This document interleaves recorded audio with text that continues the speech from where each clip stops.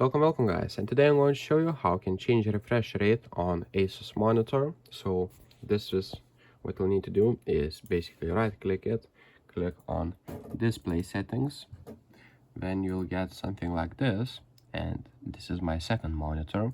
So I will click on the second monitor, click advanced display settings, and right here you'll see that you can choose monitor. So select ASUS Monitor, then select display adapter properties, and then you'll see you can click on monitor right here, and right here you'll see that you can select hertz, click apply, and then click keep changes and OK.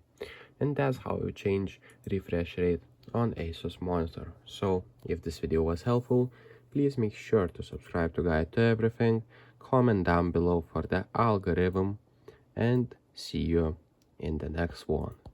See you in the next one, guys.